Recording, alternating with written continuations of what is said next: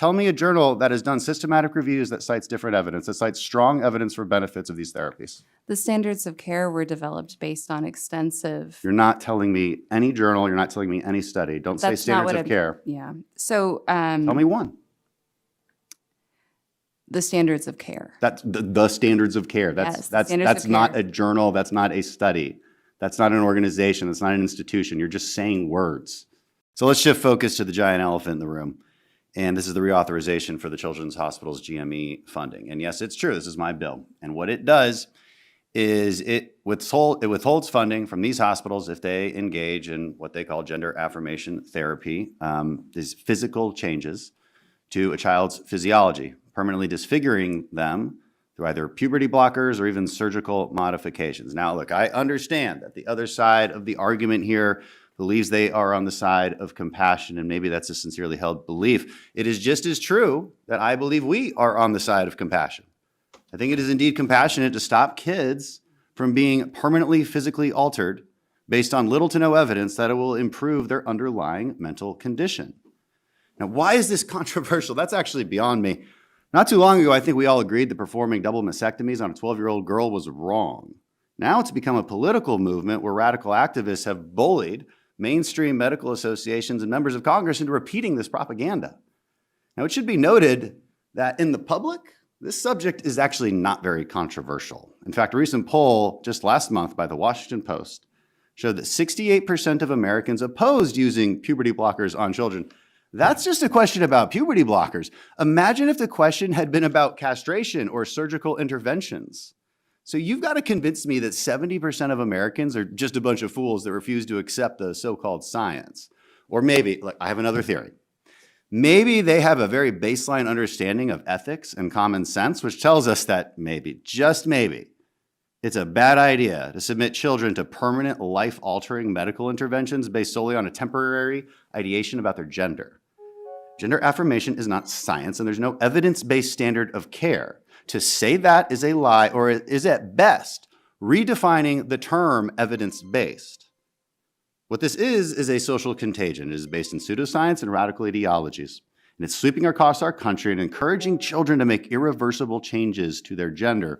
What's worse, it's coming from adults and institutions who know better, to include our children's hospitals, institutions that are supposed to be tethered to sound science and their Hippocratic oath of do no harm. Now, maybe I'm an optimist, but I do believe that science and evidence will win out in the end. In the future, we will look back at these gender-affirming therapies as we now look at lobotomies and electroshock therapies.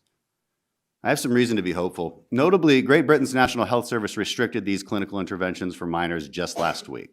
Reviews published in the British Journal of Medicine, the Journal of the Endocrine Society, even in the American Academy of Pediatrics, all cite the lack of evidence.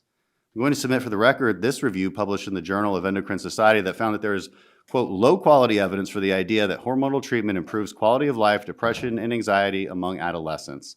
Now, here's the important part. This was a systematic review, which by definition is not cherry-picked data, but it's an all-encompassing review of all the data. It has thoroughly debunked the notion that any of these treatments are, quote, evidence-based, let alone recognized as, quote, standard care. My colleagues are using these terms not as accurate representations of the data, but as propaganda. Now, this funding program is reauthorized every 5 years. It provides taxpayer funds to train resident physicians at children's hospitals across the country. It's true, it's been a bipartisan funding mechanism for years. Let's keep in mind something, though. This is taxpayer money. And when 70% of taxpayers oppose these barbaric treatments on minors, then taxpayer money should not fund it. That's why I'm stipulating that as part of this reauthorization, we will not provide any funding through this program to children's hospitals that push gender transition on minors through puberty blockers, hormone therapies, and surgeries. Let's be clear, because there's another lie that's been told. It does not prevent any mental health therapies at all. Despite these lies being told, it does not prevent those kind of therapies at all. This is the issue of our time. This is a hill we're going to die on. It's too important. It's too important to protect our kids from this. In my very limited time, I have too much limited time, so I'll wait for my colleagues to yield to me to ask questions, and I yield back. We keep hearing this is a politicized issue. This is a manufactured culture war. I got to say, we aren't the ones who did that. We aren't the ones that came up with this radical new movement that is performing permanent physiological changes to children with no evidence of any benefits. We didn't start that. We're just trying to stop it because it's crazy. It's a contentious issue, which almost 70% of Americans oppose. So we are just saying here that taxpayer money shouldn't be used for it. That's all. This should not be that controversial of an issue. Questions are for Dr. McNamara. I just want to ask you, honestly, you're not concerned about the unknown effects of puberty blockers, hormones, and surgical interventions in kids, the long-term effects, not concerned about that? Everything I've said here today comes from a place of deep honesty and conviction for the care that I provide and the community that I'm a part of. You've said that we've cherry-picked data. How do you mean how do you mean that? So it is very unscientific and flawed to pick a single study or a single statistic and to discuss it in isolation. Totally agree. Medical experts are able to talk about all of the evidence as a whole. Totally agree. So it's good to look at systematic reviews, right? That's the gold standard of evidence when you're trying to understand whether something works or whether it doesn't. So the British Journal of Medicine looked at 61 systematic reviews with the conclusion that, quote, there is great uncertainty about the effects of puberty blockers, cross-sex hormones, and surgeries in young people. The Journal of Endocrine Society came up with the same conclusion, even the American Academy of Pediatrics. They all cite the lack of evidence. And so here's the thing. If you're doing a therapy and it's, temporary, whatever, fine, maybe let's try it. Let's see if it works.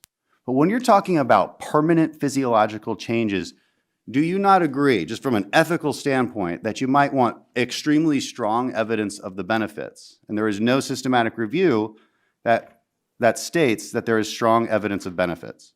Sir, are you aware of how the quality evidence grading system works and how it's applied? Yeah, we've read through it. That's why I'm citing these journals. So which journal says something different? We should have that debate. Tell me a journal that has done systematic reviews that cites different evidence, that cites strong evidence for benefits of these therapies. The standards of care were developed based on extensive... You're not telling me any journal, you're not telling me any study. Don't say standards of care. Yeah. So... tell me one. The standards of care. That's the standards of care. That's not a journal, that's not a study. That's not an organization, that's not an institution. You're just saying words. Name one study.